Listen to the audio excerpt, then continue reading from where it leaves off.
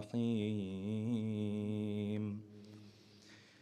الحمد لله الذي لا يبلغه مدحته القائلون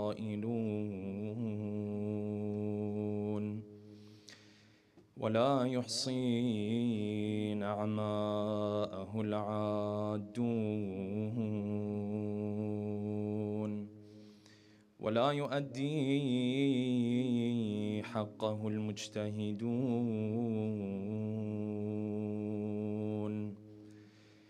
الذي لا يدركه بعد الهمم ولا يناله غوص الفطن الذي ليس لصفته حد محدود ولا نعت موجود ولا وقت محدود ولا أجل ممدود أما بعد فقد قال الله الحكيم في محكم كتابه الكريم أعوذ بالله من الشيطان الرجيم يا أيها الذين آمنوا لا يحل لكم أن ترثوا النساء كرها ولا تعضلوهن لتذهبوا ببعض ما آتيتموهن إلا أن يأتين بفاحشة مبينة وعاشروهن بالمعروف فإن كرهتموهن فعسى أن تكرهوا شيئا ويجعل الله فيه خيرا كثيرا صدق الله العلي العظيم صلوات الله. For the love of our beloved Prophet and his beloved progeny, a second loud salawat.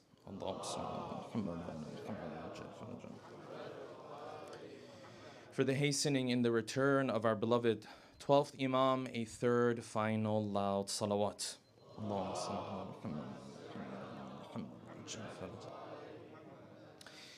We thank Allah subhanahu wa ta'ala for giving us an opportunity to gather here to mourn the masa'ib and the difficulties and the calamities of the Ahlul Bayt once again.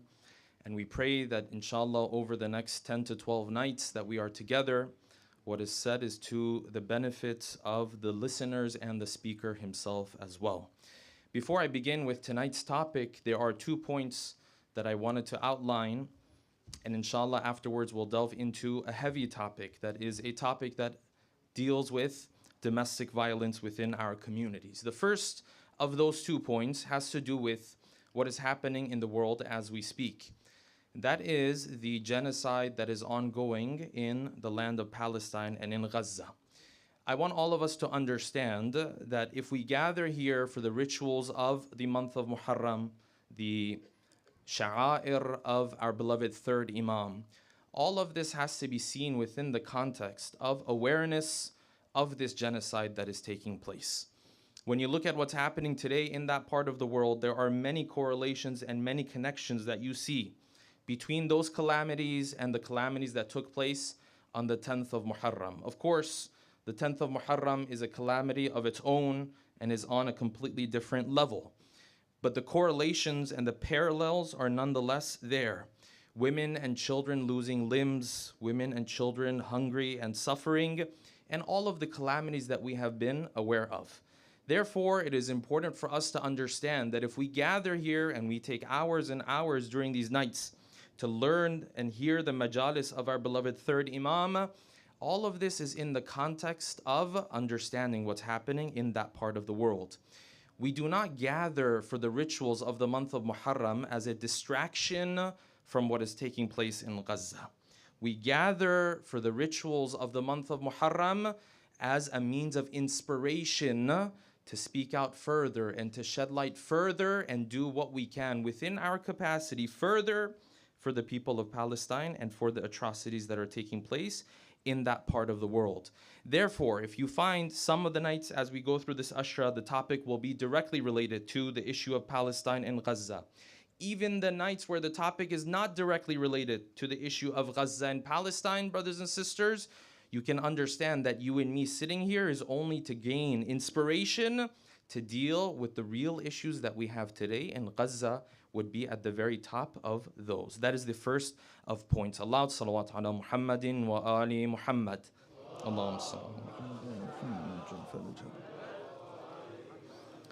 The second point I need to make before we begin, inshallah, is a heartfelt point, and that is the reality is this Muharram is the first Muharram that we are going through without the presence of a very dear friend, a dear mentor, a dear peer, our dear Sayyid Asad Jafari.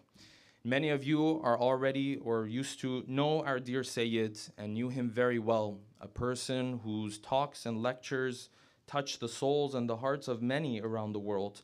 And specifically during these 10 nights of Muharram, you would find people's lives were changed when they would sit in front of the mimbar of our dear Sayyid. So on our behalf, to his family, to his friends, and to his loved ones, we are going through this Muharram Ashra also in remembrance of our dear Sayyid Asad Jafri for the elevation of his ranks, of his soul. Aloud salawat ala Muhammadin wa ali Muhammad.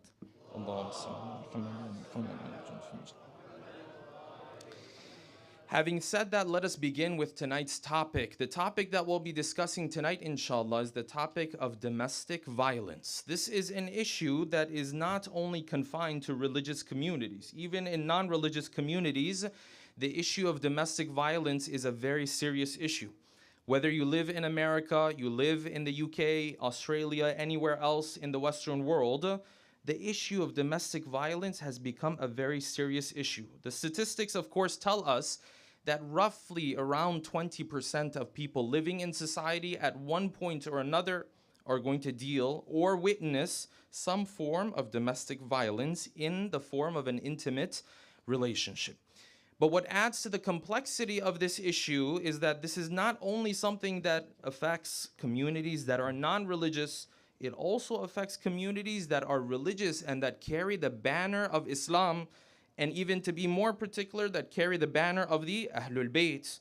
If it was a non-religious community that was dealing with the issue of domestic violence, this would have been easier to understand and to digest. Because you would have looked at it and said, this is a person who doesn't fear God.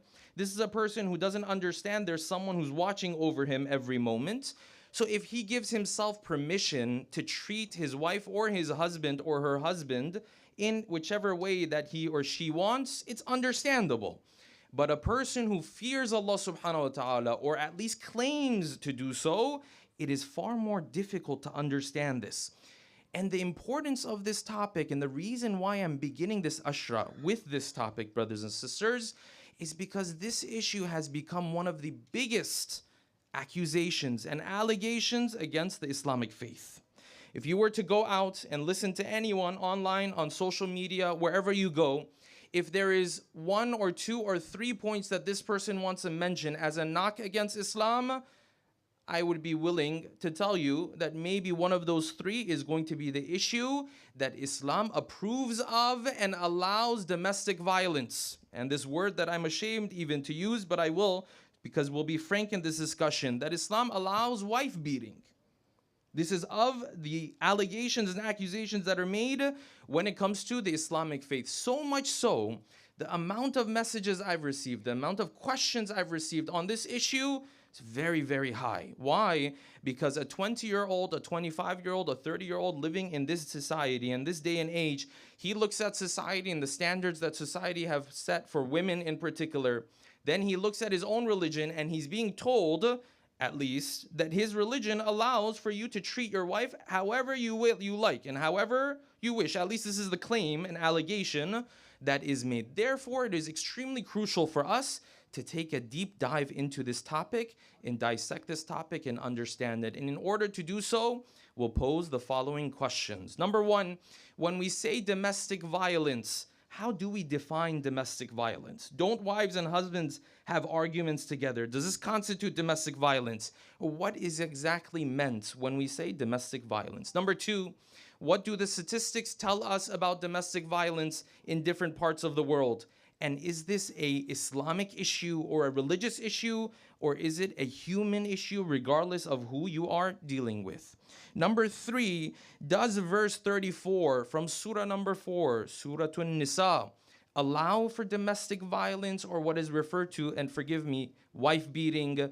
Or is this an allegation and an accusation against Islam by certain Islamophobes? Number 4, what are the 6 proofs that explain that none of our scholars understood this verse to allow for domestic violence within the household? Number 5, what is diya or blood money?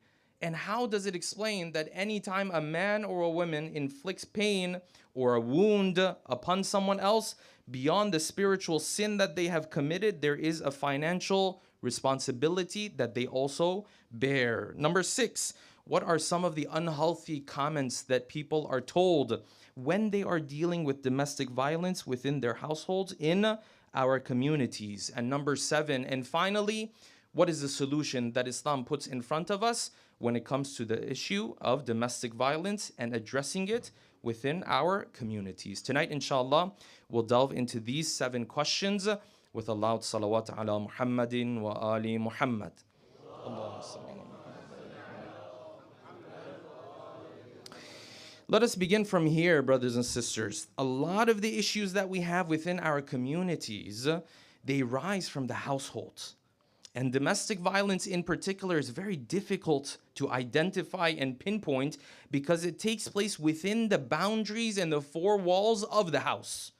If there was a crime that was taking place in public, it'd be very easy for people to identify it and pinpoint it. Say, this is a crime.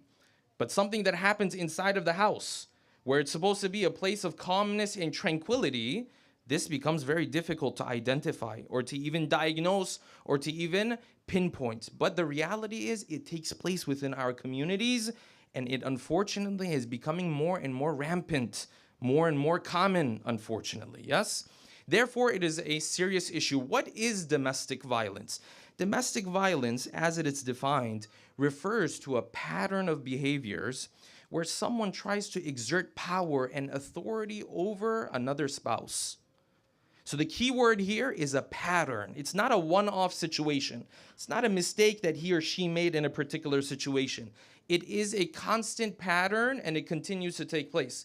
And the statistics tell us that the majority of domestic violence is perpetrated by men against women. So tonight, when I use the pronouns that I use, you will see I'm going to be using mainly male pronouns. Yes, because this is what the statistics tell us. Is it possible for a woman to inflict domestic violence upon her husband? Absolutely. But it is a more rare situation. Okay, this is an issue every society deals with. Yes, everyone is trying to solve this problem. But the complexity of the issue begins from here, and that is this. Of those accusations and allegations that have been made against Islam is what? That, you know what, actually, this beloved Islam of yours, this wonderful religion that you're so proud about, did you know, the Islamophobe will tell you, it actually approves of domestic violence. Islam has no problem with you treating your wife however you wish in the house, he will tell you. You say, but how is this possible? I don't see this in the life of the Prophet. I don't see this in the life of the Ahlul Bayt. How is this possible? He says, yes, you haven't read your own Quran. Because he will point to a very famous verse of the Quran, which is definitely one of the most controversial verses of the whole Quran. Out of the 6,000 verses of the Quran, this is one of the most controversial of all.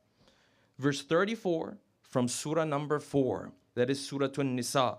What does Allah subhanahu wa ta'ala say in this verse of the Quran? It begins, الرِّجَالُ قَوَّامُونَ عَلَى النِّسَاءِ. It continues, then Allah subhanahu wa ta'ala says, وَاللَّاتِي تَخَافُونَ نُشُوزَهُنَّ.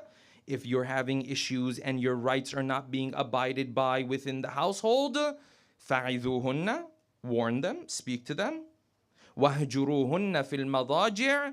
Or leave them at the time of intimacy, yes. Or number 3, وَاضْرِبُوهُنَّ فَإِنْ أَتَعْنَكُمْ فَلَا تَبْغُوا عَلَيْهِنَّ سَبِيلًا. If they obey you and they come back to taking care of your rights, then you have no more power and no more authority anymore. This verse of the Quran. And the most important point for us to understand, brothers and sisters, is that this verse of the Quran, which uses the word dharba, which someone might translate as hitting, yes?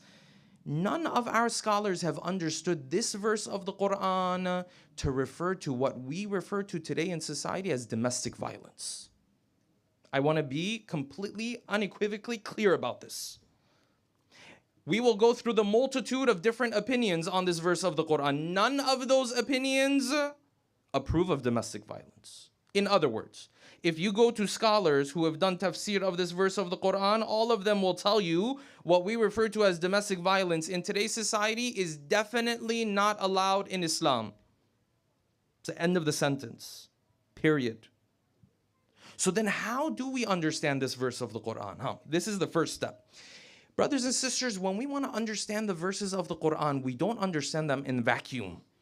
This is what Mr. Islamophobe wants you to do, yes? He wants you to look at the verse of the Quran and just point out this particular word of the Quran. This is not how we address the verses of the Quran.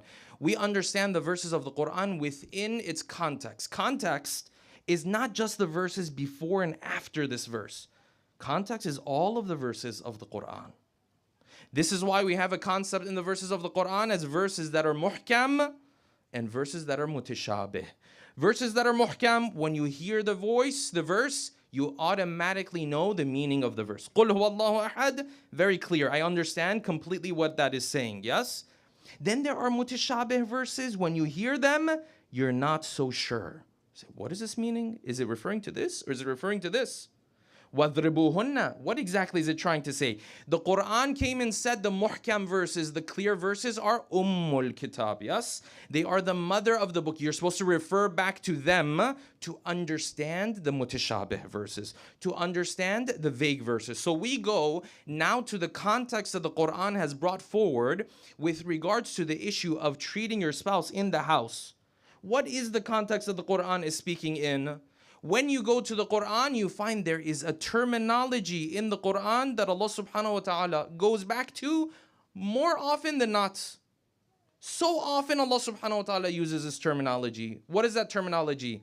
This is the one word, yes? Inshallah, you guys can remember these words. When you're having an argument with your wife, you can mention this to her, yes? Probably win that argument. And if you're giving her a hard time, sisters can hear me, they can use this, yes? The verse and the word that the Quran constantly uses when it comes to treating your spouse, and in particular treating your wife, that word is what? Bil ma'roof.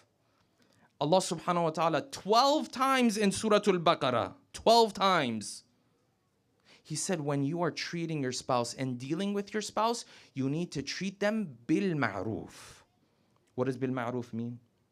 Bil ma'roof is a very broad term. This is the beauty of the Quran, by the way. Why? Because the interactions between a husband and a wife are very intricate. They're very detailed. The Quran can't write a full recipe for you. When she comes in the house, do this or do that. When he comes in the house, you shouldn't do this, you shouldn't do that. The Quran's not going to go into all of these details. The Quran said, listen, you're responsible to treat her in a beautiful way. And for her to treat you in a beautiful way. Kind way. Compassionate way. Ma'roof. Hence the verses that we started out the lecture with. The Quran said, وَعَاشِرُوهُنَّ بِالْمَعْرُوفِ. And hence you find some of the scholars, they have said, one of the grounds for divorce for the wife is that when there's a constant pattern in the house where she is not treated bil-ma'roof. When she is not treated well. Now, of course, divorce is a case-by-case scenario, needs to be dealt with case by case. But as a foundational condition, this is one of the grounds where the wife will potentially be granted permission to walk away from this marriage, God forbid. Yes? وَعَاشِرُوهُنَّ بِالْمَعْرُوفِ. In fact, the Quran went one step further. The Quran said, listen, when you're living together, وَعَاشِرُوهُنَّ بِالْمَعْرُوفِ. Yes? Treat them beautifully, graciously, in a beautiful manner. Then the Quran went one step further. The Quran pinpointed something where things get very ugly during that time. That is the time of divorce. Allah subhanahu wa ta'ala went further. He said, this is the general principle. فَإِمْسَاكٌ بِمَعْرُوفٍ. Either you keep your wife and you treat her بِالْمَعْرُوف, yes? أَوْ تَسْرِيحٌ بِإِحْسَانٍ. Or if you're going to send her off, you do it with kindness. You do good upon her. These are your two options. There is no third option.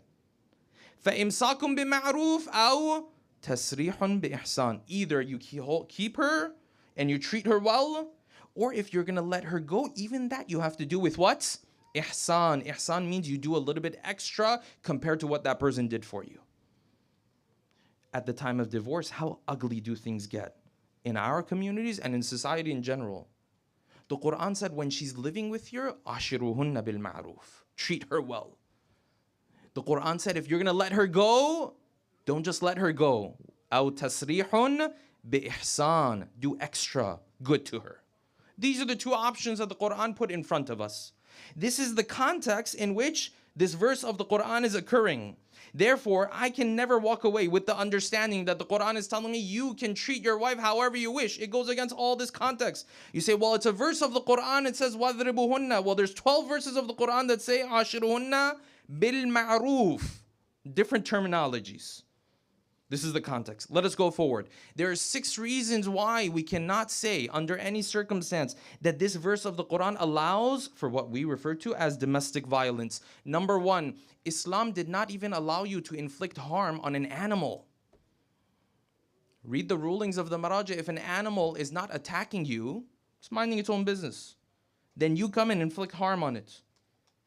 Some of the Maraja will say this is haram. This is number 1. Number 2, Islam didn't allow you to inflict harm upon your slaves. This is referring to 1400 years ago. When Islam came into the picture, it said rules and regulations for a servant in the house. Islam didn't even allow this when it came to the servant in the house. This is proof number 2. Moving on to proof number 3, which gets a little bit more delicate. A loud salawat, please. The Quran in this verse said, وَاللَّاتِي تَخَافُونَ نُشُوزَهُنَّ. When you are in a situation where nushuz is taking place, when you are in a situation where the rights of this husband is not being abided by. Now, question for you.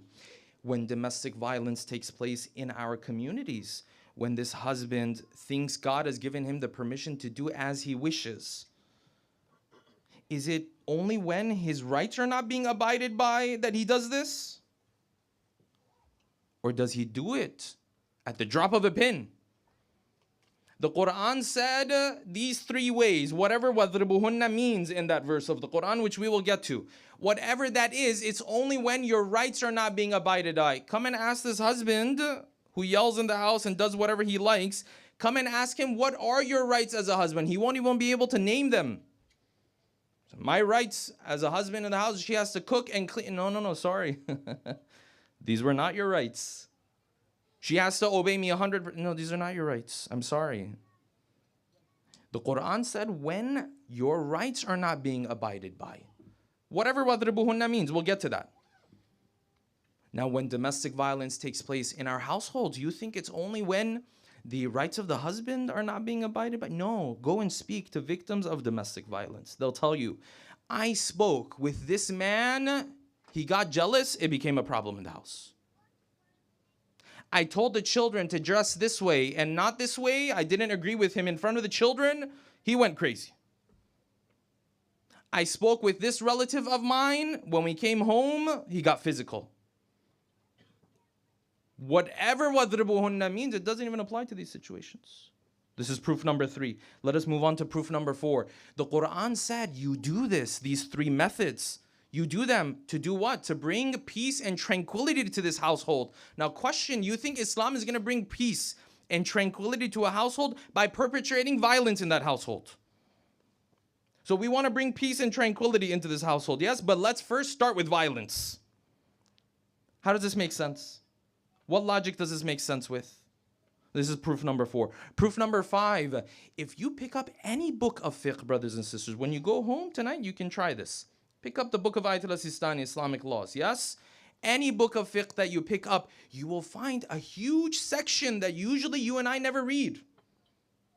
It is a section on the topic of diyah, or what we would refer to as blood money. What does it refer to? It refers to the financial penalty of a person who inflicts pain or a wound on another person. Not only did Islam come and say this was haram, number one. Not only Islam came at the second level and said it's a major sin. Islam came and said it's one of those major sins, even if you ask her for forgiveness and you walk away, still there's an extra penalty. Then what is this whole discussion on diyat for in all of these books of fiqh? When you look into the books of fiqh, what do they tell you? They tell you the amount of the diyah, the amount of the financial penalty is different depending on where the wound has taken place. If it's on the head or the neck, the financial penalty is even higher. Other parts of the body, all the way down, brothers and sisters, to the eyelid. Go look in the books of Ayatul Sistani, you will find rulings of the diya and the blood money that is supposed to be paid when there was a wound left on the eyelid. What if it wasn't a wound? What if it just left a mark? There is a penalty for that. The type of mark and the coloring that it has, there's different penalties for that. What if it was not on purpose? It was accidental. There is a penalty even for that. And now this Mr. Islamophobe came here. He said, yes, your religion allows you to treat your wife however you like. No, you don't know what you're talking about. You don't have any understanding of the faith. You open your mouth and you say these things. No. Proof number 6. Islam not only said you don't have the right to inflict pain upon her. Islam came even further and said, you know what? Even if you didn't inflict pain on her, but you just disregarded her and ignored her for long periods of time, such that if someone saw her, would say she doesn't even feel like she's married. كالمعلقة. It's like he's just left her. Yeah, on purpose. The Quran said this is also grounds for divorce. This is also haram. Not just inflicting pain, just disregarding her and ignoring her and acting like she's not even there for long periods of time. So you're not allowed to do that. 6 proofs, brothers and sisters, that show that this verse of the Quran, whatever وَضْرِبُهُنَّ means, cannot possibly be referring to what we know of as domestic violence in today's society. So then we come back to this verse of the Quran and you say, well, Shaykh, if none of these proofs are going to allow us to understand this verse in the sense of domestic violence, then what is this verse trying to say? This is where scholars have disagreed with one another. They have a dispute. 4 different opinions I will mention, inshallah, after a loud salawat ala Muhammadin wa ali Muhammad.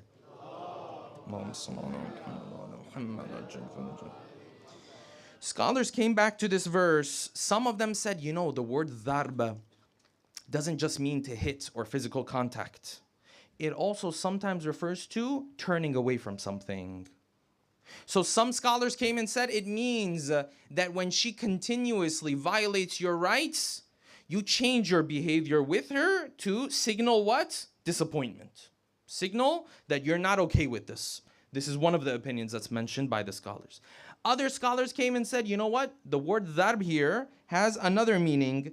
It doesn't mean to change your behavior. It means to isolate yourself. You keep distance to show that you're not okay with what's happening. This was the second opinion. A third opinion came, and Ayatul Hadi Ma'rifah, may Allah subhanahu wa ta'ala bless his soul, had this opinion. He said this verse is a form of naskh tadriji. What does that mean? It means that the verse that would allow for there to be physical contact between the wife and the husband, because the Arab of the time were very used to this, unfortunately, Allah subhanahu wa ta'ala was going to make this fully forbidden in multiple levels. The same way he did with the issue of alcohol. When Allah subhanahu wa ta'ala initially came and said, you can drink alcohol only during the times of salat, you can't. This is an initial ruling, yes? Does that mean Allah subhanahu wa ta'ala is okay with that? No. This was a gradual approach to eventually get to a point where what would happen? It would be completely forbidden. Ayatul Hadi Ma'rifah said, yes, this verse is referring to physical contact, but it was only a stepping stone for Allah subhanahu wa ta'ala to come in later verses to completely mention that it was forbidden. Therefore, it was a gradual step just for the people of that time. For us, nobody sits here and says, oh, well, I can drink alcohol, God forbid, only during the times of salat, I don't have to. No, because for you and I, these steps have already passed. Therefore, for you and I, it's completely forbidden. He said this is a gradual naskh. Allah subhanahu wa ta'ala was gradually going to remove this. But this was just a stepping stone because the Arab of the time, this is what they were used to. This is the third opinion. The fourth opinion, which is pretty much the mainstream opinion, and those are scholars who came and said, no, this verse does refer to dharba, but not that domestic violence, crazy nonsense that you're thinking. No, it refers to dharba, but the narrations tell us that the amount of this physical contact is like you taking a toothbrush and tapping it on someone's hand. Now, this is a very unusual thing. When you put together the opinions of these scholars, this is the conclusion, brothers and sisters, that you walk away with. It seems as though this وَضْرِبُوهُنَّ that is mentioned as the third method, first was to speak to them. Number two was to separation during times of intimacy. Number three, وَضْرِبُوهُنَّ, this physical contact that is a tap on the wrist that cannot leave any mark. It seems as though this was more of an emotional plea to show disappointment with this marriage. Now, you and I might be sitting here and saying, Shaykh, I don't think a husband and a wife who have issues, a little tap on the wrist is going to solve anything as an emotional plea. Well, congratulations, then the verse does not even apply to you.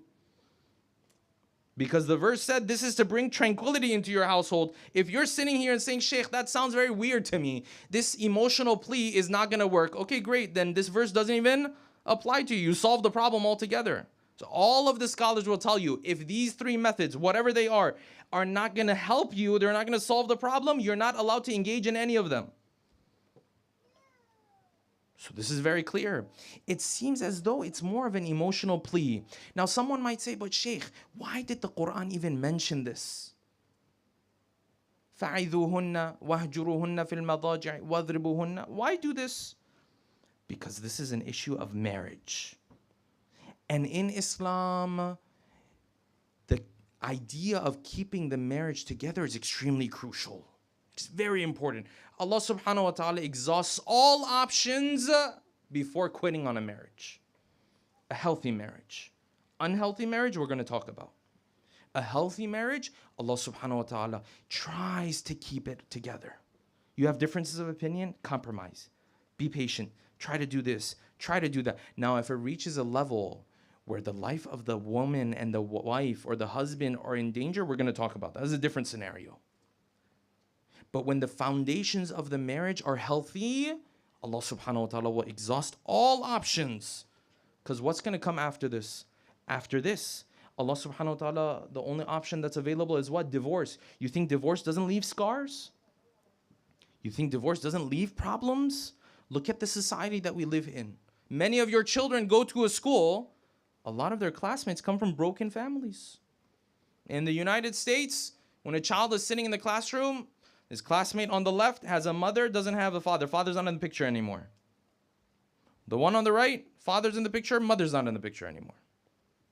This one, they're together, they have issues. This one, this is the situation that we have in society. So Allah subhanahu wa ta'ala is going to exhaust all options in order to keep this marriage together. But by producing these three options, brothers and sisters, Allah subhanahu wa ta'ala also did something else. This is very important.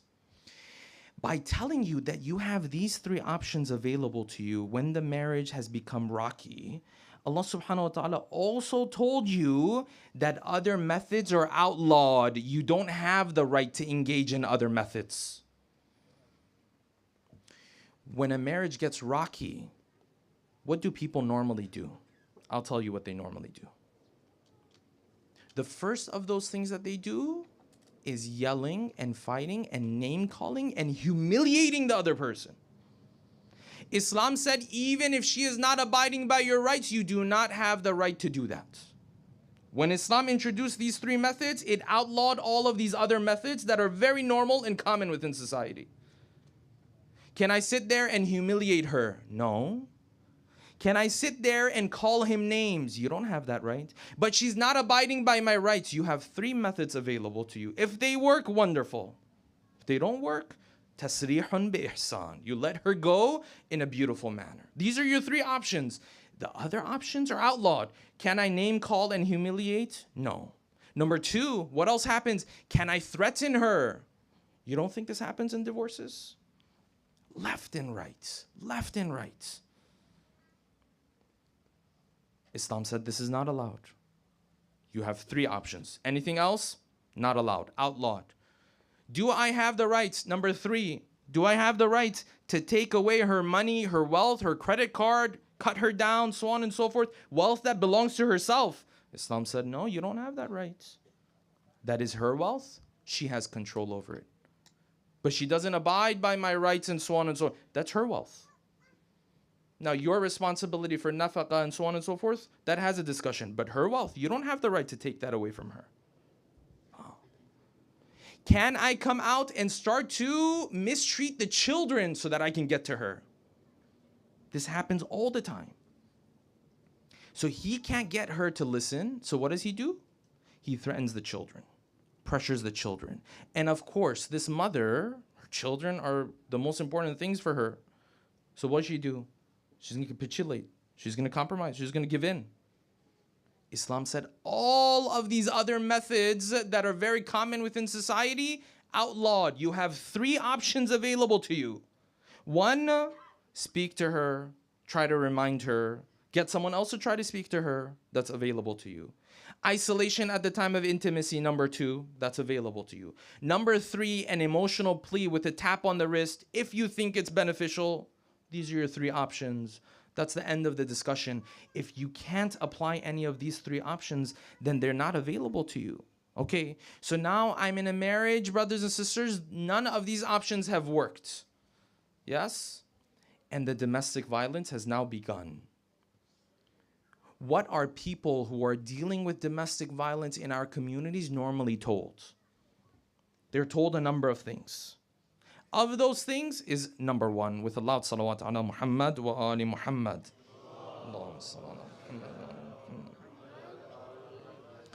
Of the first things that a person who is dealing with domestic violence is normally told, be patient. He's threatening the children. He might do something nonsensical tonight. He's threatening the life of the wife. And people in the community tell this lady, just be patient. Don't get me wrong. As we mentioned before, Islam wants to keep together a marriage, to exhaust all options. But when the life of a wife, or the life of the children, or even the life of the man and the husband are in danger, this is no longer a situation where you sit back and say, just be patient. Be patient is when there's hope in a marriage. Be patient is when there's a chance of things working out. Not where there's a situation of bodily harm, where there's a situation of this person losing their life, of bigger fasad and corruption happening in this marriage.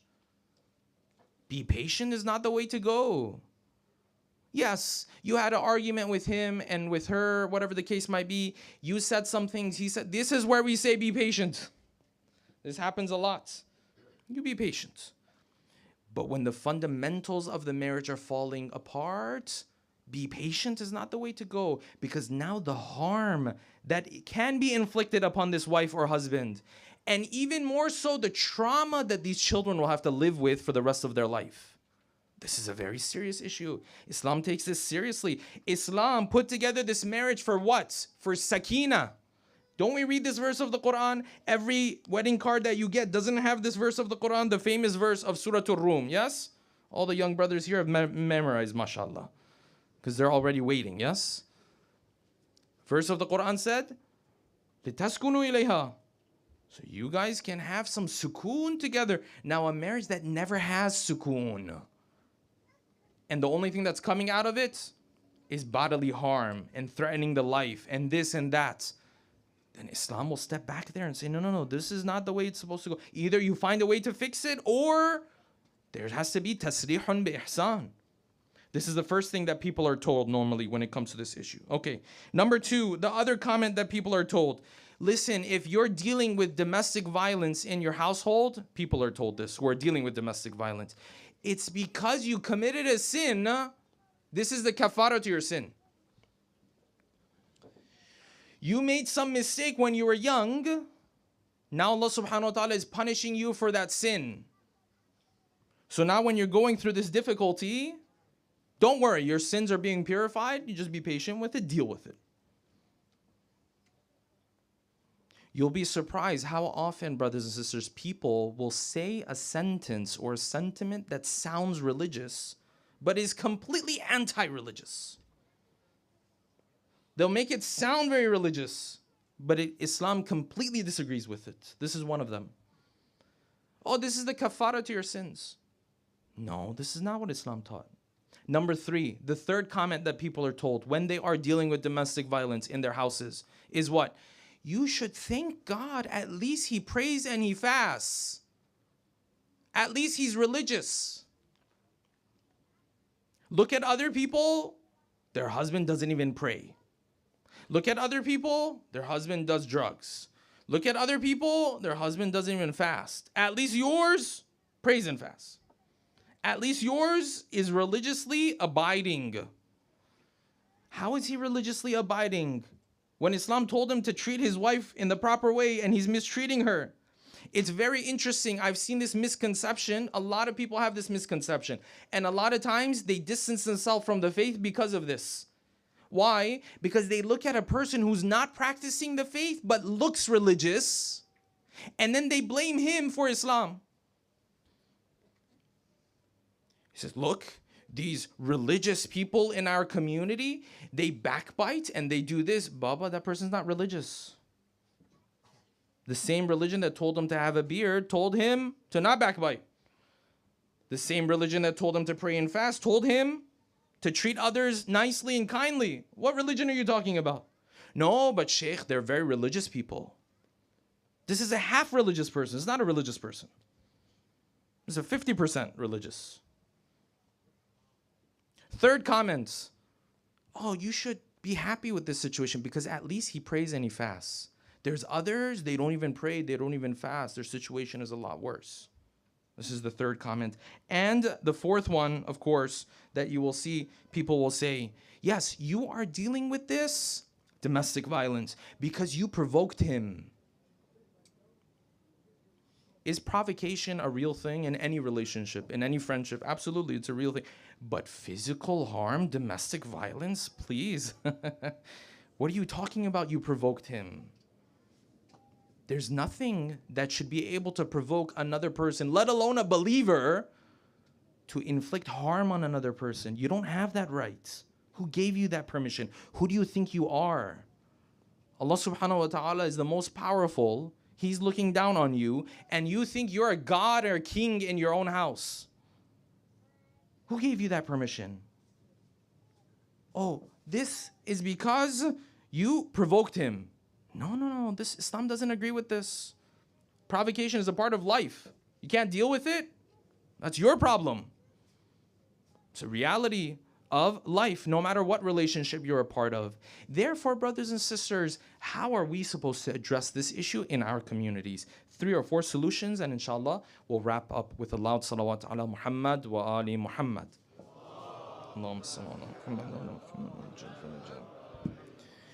Number 1, first and foremost, is to raise children who are truly God-fearing. A child who is God-fearing, a young man who is God-fearing, brothers and sisters, will never give himself permission to raise his hand on anybody else, let alone his own wife. This is why the first Imam, Ali ibn Abi Talib, salawatullahi wa salamuhu alayhi, Allahumma salli ala Muhammad wa ala Muhammad. He said, know that when you get married, أَخَذْتُمُوهُنَّ بِأَمَانَةِ اللَّهِ. God entrusted you with this person. You married this lady, she is God's trust with you, amana with you. She was entrusted to you. And she was made halal for you to engage with her because of God's permission. So the same God has not given you permission to treat her however you like. The first solution, brothers and sisters, is to raise children who fear Allah subhanahu wa ta'ala. This is the first solution. Number two, the second solution, and this is for our younger brothers and sisters, you need to be more deliberate and more thoughtful about who you marry. Unfortunately, it has become a common theme in our communities. When people want to get married, the process is very quick and very fast. They don't think, they don't process, they don't ask the right questions, they don't get to know the families properly, so on and so forth. They have the wrong criteria. Then after the marriage, now they have to come and fix everything. No. 60, 70% of our issues can be solved if you're a lot more thoughtful when you're getting married. See how he walks, how he talks. Is he a mature person? Does he understand maturity? Does he take on proper responsibility? Is there still a chance you will marry the wrong person in this scenario? Sure, yes, absolutely. But the likelihood is going to be a lot less. We have a problem here. Nowadays, how do people get married? The young people in our community, oh, mashallah, you like to go outdoors? Oh, I like to go outdoors too. Oh, mashallah, we were meant to be together. This person gets to know that person. Na'udhu billah, they're in a haram relationship, and then they don't want to walk away. So they just want to fix it somehow, yes? So at the end of the day, even though they know they're not right for each other, they say, well, we shouldn't commit sin, so let's make this marriage a permanent one. Good intentions, but a wrong way of approaching it, yes? So now this haram relationship became halal, absolutely. But it's a wrong person. But no, we had to fix it some way, in some shape or form. Yes? Now for 60, 70 years, you're stuck with this person. Solution number two, we have to be a lot more thoughtful about the issue of marriage. Solution number three, brothers and sisters, is what? Changing the culture within our communities. We should raise our children with this idea that if you're a young man, you don't have the right to raise your hand on anybody else. And you should raise your daughters with this idea that you should not lower your standard from this. There's a lot of things Islam will tell you to compromise on when it comes to marriage. Yes? This is not one of them. It should not be acceptable for this young lady that she's entering into a marriage and these types of things are happening. Should not be acceptable. Number three. Number four, and finally, within our communities, we have to build institutions and organizations that can intervene when things head south. This is not the work of the masjid, brothers and sisters. The masjid has to provide guidance, but from one point onwards, a professional needs to get involved. How many people come to me personally? Shaykh, I'm dealing with this issue. Okay, wonderful. I can provide guidance to you from a religious perspective. There are religious elements in this discussion of domestic violence, yes? But then a lot of it, a professional has to get involved. Sometimes to solve the issue, sometimes if there needs to be a separation. When things reach a point where domestic violence is taking place consistently in this household, lives can be lost. How often do we hear this in our communities? So people come to the masjid, well, the masjid should take care. This is not the responsibility of the masjid. The masjid needs to provide a platform where there are professionals who can intervene. Yes, this is number four. To wrap up, brothers and sisters, if someone asks us, what is Islam's take as it relates to how you treat your wife or your husband in the house? The Prophet of Allah, Muhammadin al-Mustafa, salawatullahi wa salamuhu alayhi.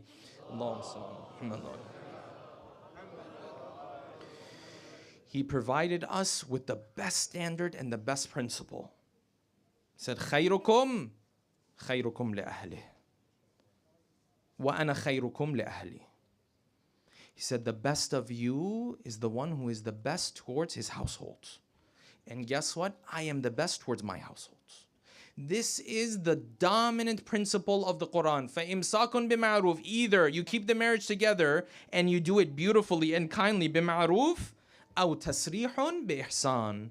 Or you let her go in a beautiful manner in which you are doing kindness upon her. These are the two options that we have. We cannot, brothers and sisters, come here, wear black, cry for the atrocities that happened to the daughters of Imam al-Hussein in the plains of Karbala, And yet some of those things and some of those difficulties and calamities take place within our own communities. Let us take our hearts, brothers and sisters, to the plains of Karbala. Sallallahu alayka ya Aba Abdullah.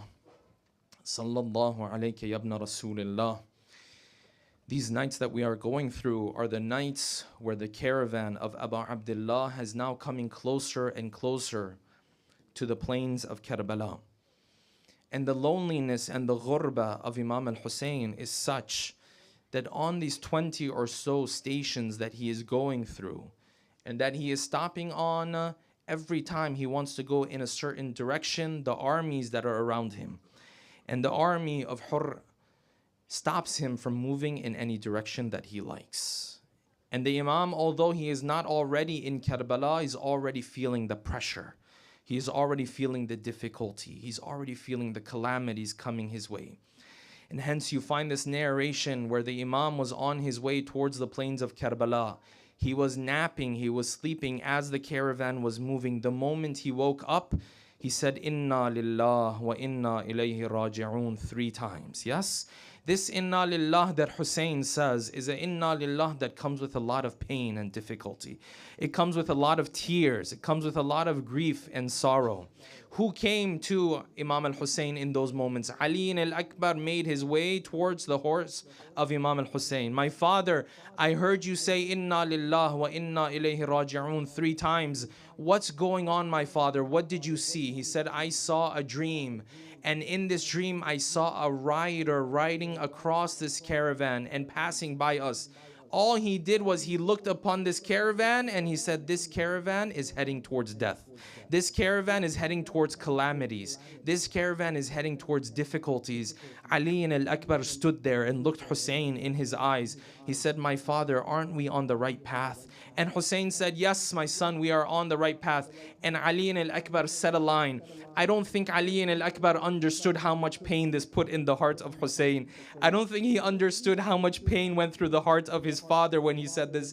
He said, my father, idhan la nubali. We don't care then, yes? This is what you taught us. If we're on the right path, then let the difficulties come our way.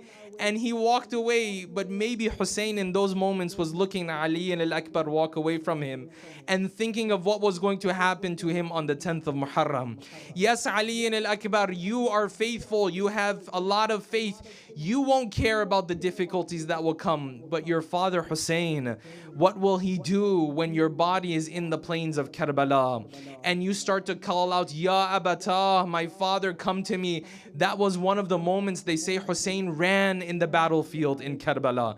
He put his face on the face of Ali al-Akbar. My son Ali al-Akbar, you don't understand the calamities that are about to come. You don't know what's going to happen to the heart of your father Hussein. The narration says the caravan continued. They came closer and closer to the plains of Karbala.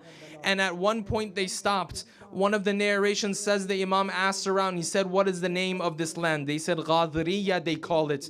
The Imam said, no, almost to say, this is not the name I'm looking for. Then he continued, he asked, tell me, what are the other names they have for this land? They said, Nainawa, Ya Aba Abdullah. They also call it Nainawa. He said, no, this is not the name that I'm looking for, yes? Then they asked again, what do they call this land? He said, they call this land Karbala, yes? The narration says Hussein, he took a deep breath of sorrow and grief. Yes, all of this pain in the heart of Hussein. What did he say? He said, yes, Ardu Karbin wa Bala. This is the land of difficulty. This is the land of calamity. Then the narration says Hussein looked at his caravan. He said, Qifu wa la tarhalu. He said, stop here, don't move ahead, because I was promised about this land from my grandfather. He said, Qifu wa la tarhalu. Stop, don't move ahead. Ha huna wallah mahattu rukabina. This is exactly where we're supposed to settle. Hussein, what's going to happen here in these plains that you're telling us to settle? He said, Ha huna wallah hutika harimuna. This by Allah is where our family will be be disrespected.